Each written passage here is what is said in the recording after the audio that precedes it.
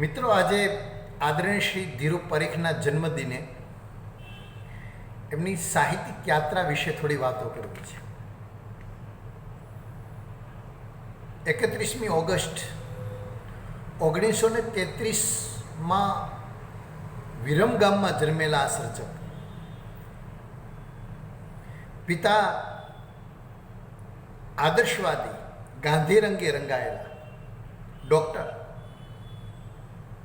માધ્યમિક સુધીનું શિક્ષણ એટલે કે મેટ્રિક સુધીનું શિક્ષણ આ ધીરુભાઈ વિરમગામમાં લીધું અને પછી ઉચ્ચ અભ્યાસ અર્થે અમદાવાદમાં સ્થિર થયા.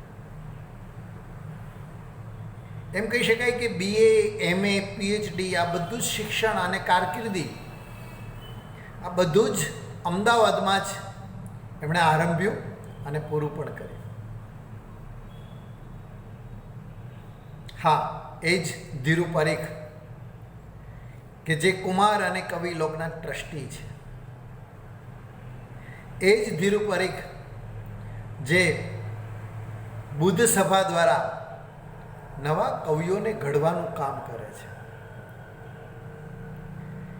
એ જ ધીરુ પરીખ કે જે વિશ્વ કવિતાનું પરિશીલન કરી આત્મસાત કરી એમનો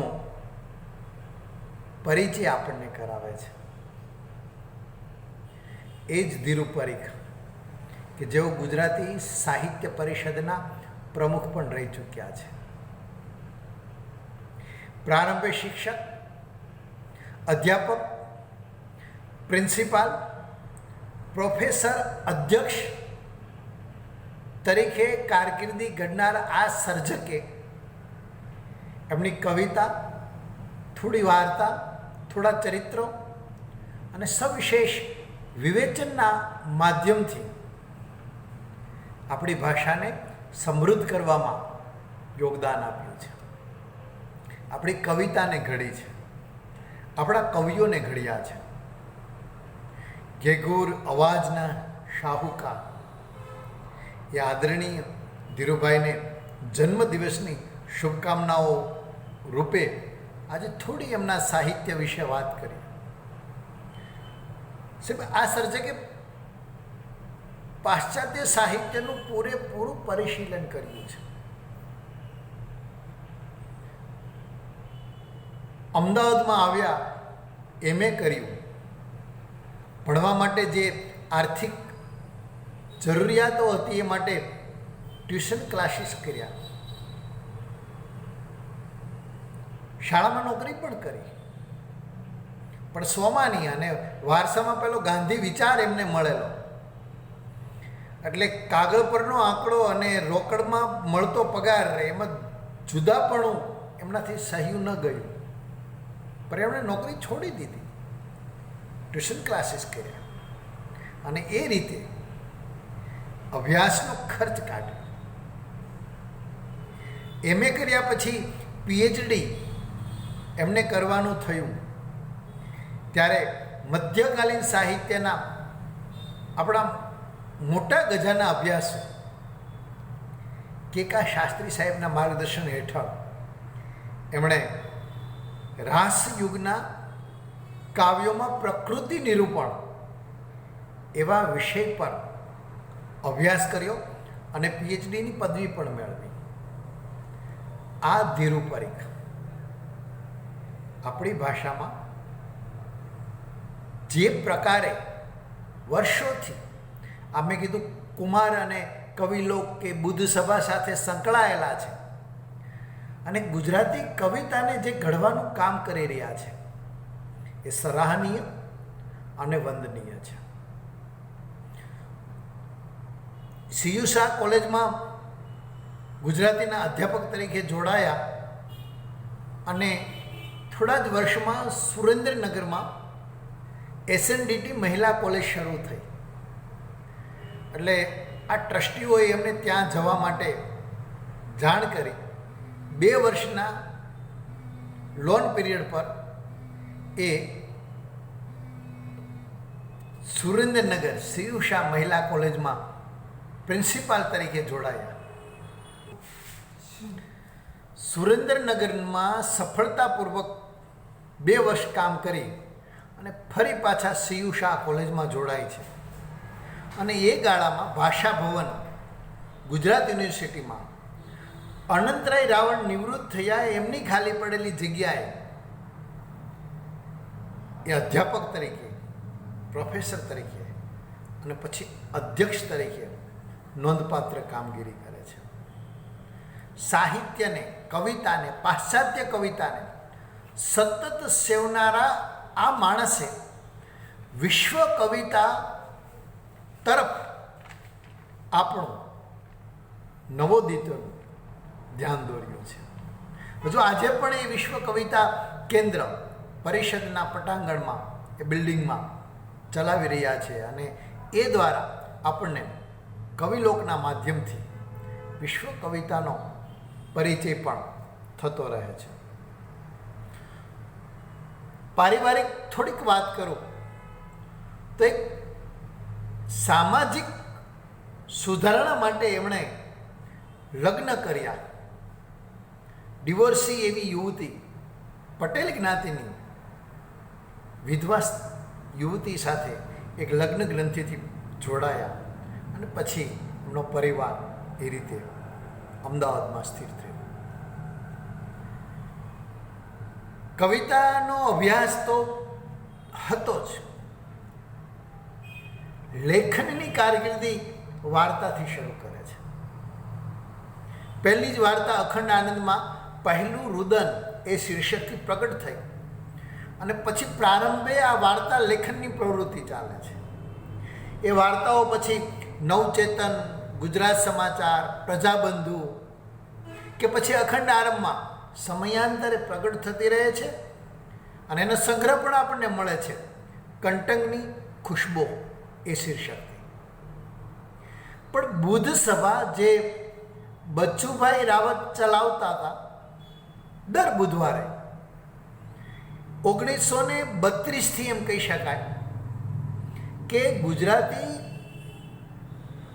કવિતા શીખવા માગતા નવોદિત કવિઓને લય, છંદ, શબ્દ પસંદગી, ભાવ, અર્થ ગાંભીર્ય આ બધી જ બાબતે યોગ્ય માર્ગદર્શન મળી રહે એ હેતુથી બચુભાઈ રાવતે આ બુદ્ધ સભા શરૂ કરેલી.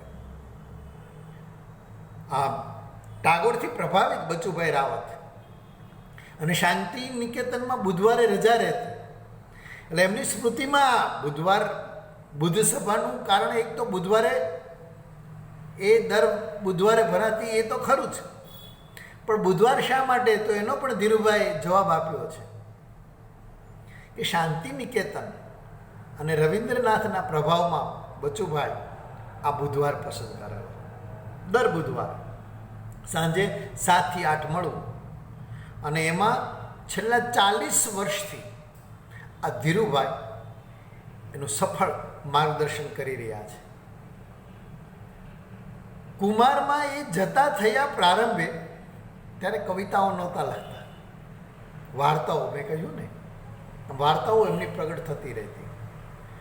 પણ એક જિજ્ઞાસાવશ એ ત્યાં જતા કાવ્યો જે આ બધા એ સમયના નવોદિત કવિઓ હતા, પ્રિયકાંત મણિયાર, નિરંજન ભગત, બાલમુકુંદ દવે, પિનાકીન ઠાકોર, આ બધા પોતાની કવિતા રજૂ કરે, બધા પાસેથી કવિતા લઈ લેવામાં આવે અને પછી કવિતાનું પઠન થાય એક વ્યક્તિ દ્વારા અને પછી પ્રતિભાવો મળે અને એમના સારા નરસા પાસા વિશે ચર્ચા થાય.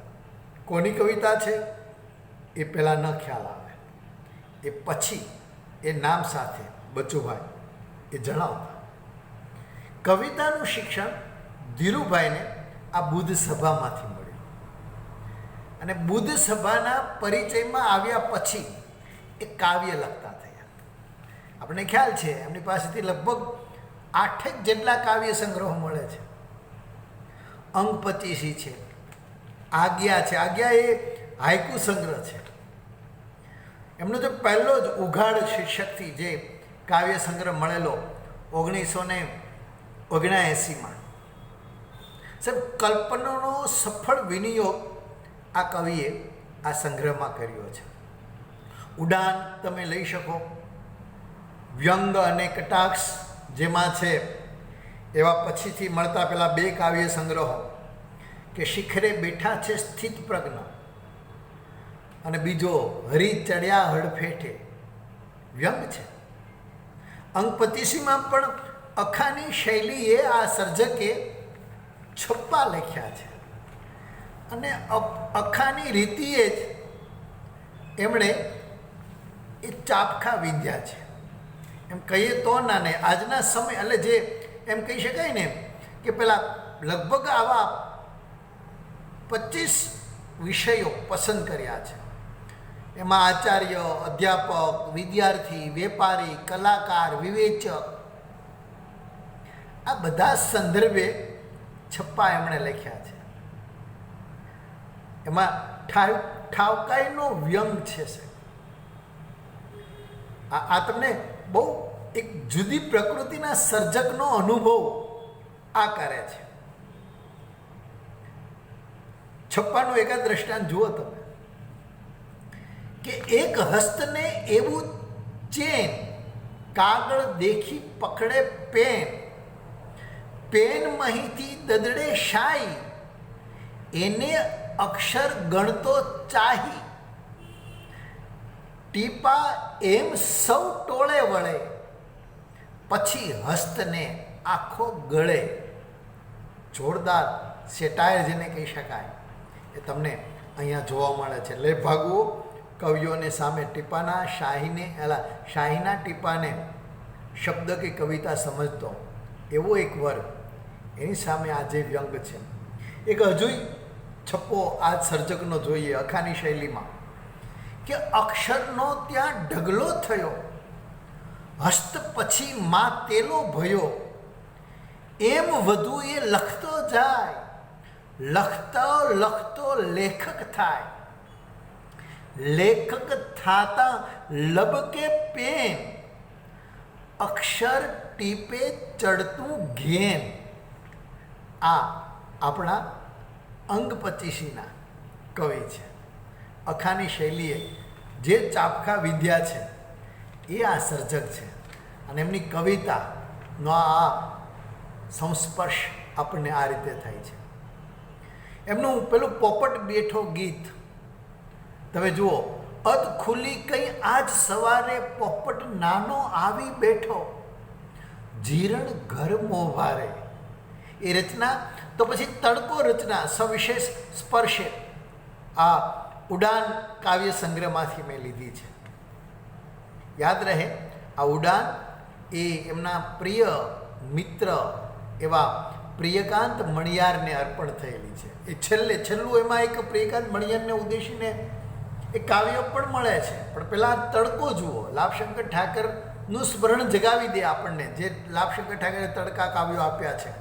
અહીંયા જુઓ તડકો કઈ રીતે કહે છે, ભડકો ભડકો કોણ કહે છે તડકો, નોયે ભડકો ભડકો, સમળી તરતી તડકે, તડકો ક્ષીરસાગરનું પૂર, વગડો વરસે તડકો, તડકો આવળ ફૂલનું નૂર, હસતો તડકો ગુલ મોહરની ડાળે ડાળે, લાલ લાલ થઈ ફૂલ, ઝૂલતો તડકો આંબા ડાળે થઈ મશગુલ, તડકો બોર બનીને તાકે, તડકો પીલું થઈને પાકે, તડકો સર સપાટી નીચે, તડકો હિમ શિખર પે રાચે, તડકો પાકી ઝારના ભર્યા ખેતરે પાન પાન રણકતો, તડકો પ્રપાત કેરી છાબ મહી તો હીરા બની છલકતો. પ્રિયકાંતને મેં યાદ કર્યા, એમને શ્રદ્ધાંજલિ રૂપ જે રચના આ સર્જકે લખી અને સંગ્રહમાં છેલ્લે મૂકી એ જુઓ કે પ્રિયકાંત પ્રિયકાંત, આટલું બધું તો હજુ કાલ તમે બોલ્યા હતા, આજ કેમ આટલા છો શાંત પ્રિયકાંત? કહી દઉં ફૂલને કે હવે ગંધ ખોલશો ના, કહી દઉં તરુને કે હવે તમે ડોલશો માં, કહી દઉં ખગને કે તમે બોલશો માં, નાના તો ભીતિ, સ્મરણો જે રહ્યા અહીં એ તો જાય વીતી, પ્રિયકાંત પ્રિયકાંત. એક એમની બીજી રચના પણ આ ક્ષણે આ સમયે સ્મરવી ગમે એવી છે, કૃષ્ણ કવિતા સીવે. તમે જુઓ, ગોપ રહ્યા નહીં હવે કવિજન, ગોપી થઈને જીવે, શબ્દોના દોરા લઈ કવિ ત્યાં કૃષ્ણ કવિતા સીવે. ગિરિધર ગિરિધર ગોખી માર્યો, ગિરિધર ગિરિધર ગોખી માર્યું, કશું થતું ના ગોપી ધાર્યું, માખણને અળગું મૂકીને છાશ નિરાતે પીવે, કવિજન ગોપી થઈને જીવે. અહીંયા આપણે જોઈ શકીએ છીએ, પેલો વ્યંગ પકડી શકીએ છીએ, કવિને જે ઇંગિત છે એ અછતો નથી રહેતો.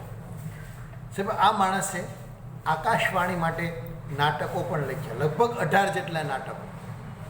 તો ચરિત્રો પણ કર્યા, ચરિત્રો પણ લખ્યા. કાળમાં કોર્યા નામ, આ નામથી જે ચરિત્ર લેખ સંગ્રહ મળે છે એમાં કાવાબાતા કે ઈશ્વરચંદ, વિદ્યાસાગર, પૂજ્ય મોટા, ચાર્લ્સ ડિકન્સ, દલપતરામ, આ બધા વિશેના ચરિત્રો સંગ્રહિત થયા છે. કુમાર સાહેબ વચ્ચે 3 વર્ષ બંધ રહ્યું હતું. એની જવાબદારી સ્વીકારી અને ખંત અને નિસ્બતથી એને પુનઃ જીવિત કર્યું અને આજે આપણે જાણીએ છીએ એ કુમારનું સ્થાન. વિશ્વ કવિતાની મેં તમને જે વાત કરી, રાજેન્દ્ર શાહ સાથેના સંપર્કને કારણે, ત્યારે તો કોઈ સ્થાન નહોતું, પણ એમના પ્રેસમાં આ વિદેશી કાવ્યોની ચર્ચા થાય. પહેલાં આપણા કાવ્યો બધા ગુજરાતીના એ ચર્ચાતા, અને પછી કવિતા છપાઈ માટે કવિલોક શરૂ કર્યું. રાજેન્દ્ર શાહના પ્રયત્નોથી જ, સ્વખર્ચે એમ કહી શકાય. અને પછી જ્યારે 60 વર્ષે એમને બંધ કરવાનો વિચાર આવ્યો, ત્યારે બચ્ચુભાઈએ એમની જવાબદારી સ્વીકારી. કુમાર ટ્રસ્ટ દ્વારા એ કવિલોક પ્રકાશિત થતું રહ્યું. કવિલોકનું એ ટ્રસ્ટ તો પછી બન્યું, પણ આ કવિલોકમાં વિશ્વ કવિતા કેન્દ્ર શરૂ કરનાર પણ એ રાજેન્દ્ર શાહ. એમાં એમને પાછો બચુભાઈનો સાથ મળ્યો. અને પછી સ્થળ માટે, કારણ કે પ્રેસ એમણે બંધ કર્યો, જવું બંધ કર્યું, અને હવે આ વિશ્વ કવિતા કેન્દ્ર ક્યાં ચલાવવું, પરિષદને વિનંતી કરી. પરિષદે જગ્યા આપી અને ત્યારથી આજ સુધી વિશ્વ કવિતા કેન્દ્ર પરિષદ ભવનમાં ચાલે છે. પુષ્કળ પુસ્તકો છે સાહેબ, અને કોઈ પણ વ્યક્તિ વિના મૂલ્યે, સભ્ય થયા વિના પણ એનો ભરચક ઉપયોગ કરી શકે છે. વિશ્વ કવિતાના સંપર્કમાં ગુજરાતી ભાવક અને સર્જક આવે એવો ઉમદા ભાવ, ઉમદા હેતુ આ કેન્દ્ર શરૂ કરવા પાછળનો હતો. દર મહિનાનો છેલ્લો બુધવાર આ વિશ્વ કવિતા માટે ફાળવવામાં આવતો એમ કહી શકાય. ગ્રંથકાર શ્રેણીમાં એમણે રાજેન્દ્ર શાહ વિશે પુસ્તક આપ્યું. તો આપણે જાણીએ છીએ કે એમને વિવેચનમાં, એક તો એમનું પીએચડીનું જે સંશોધન હતું કે રાસયુગમાં પ્રકૃતિ નિરૂપણ, એ શ્રીશક્તિ, એ વિવેચન સંશોધન પુસ્તક મળે છે. તો અત્રત્ય તત્રત્યમાં ગુજરાતી સાથે કેટલાક વિદેશી કવિઓનો પણ પરિચય આ સર્જકે કરાવ્યો છે. નરસિંહ મહેતા નામના પુસ્તકમાં નરસિંહનું જીવન અને કવન આપણને મળે. તો ક્ષરાક્ષરમાં દયારામ છે, દલપતરામ છે, નર્મદ છે, પ્રિયકાંત મણિયાર, જગદીશ જોશી, મણિલાલ દેસાઈ, રાવજી, આ બધા વિશે, મણિલાલ દેસાઈ, આ બધા વિશે એમણે લેખો લખ્યા અને સંગ્રહિત કર્યા છે ક્ષરાક્ષરમાં. સમકાલીન કવિઓમાં જે આધુનિક સમયના જે કવિઓ હતા, લાભશંકર ઠાકર, સીતાંશુ યશસ્ચંદ્ર, રાજેન્દ્ર શુક્લ, રાવજી પટેલ, આદિલ મંસૂરી, એમની આધુનિક કવિતા વિશે લેખ તૈયાર કરી અને આ પુસ્તકમાં મૂક્યા. તુલનાત્મક સાહિત્યની મેં તમને વાત કરી એમ અભ્યાસ અને આધારભૂત અભ્યાસ કહી શકાય એવું તુલનાત્મક સાહિત્યનો અથતી ઇતિ સુધીનો પરિચય કરાવતું એ પુસ્તક એમણે આપ્યું. આમ ન માત્ર ગુજરાતી, ન માત્ર ભારતીય, પણ વિશ્વ કવિતાનો પાશ એમણે ગુજરાતી કવિતાને લગાડ્યો. ગુજરાતી કવિઓને કવિલોક કવિતા અને કવિલોક કુમાર અને સવિશેષ બુદ્ધ સભાથી ઘડ્યા એવા કવિ, વિવેચક, આદરણીય ધીરુભાઈને એમના જન્મદિવસે લાખ લાખ વંદન હો. નમસ્તે.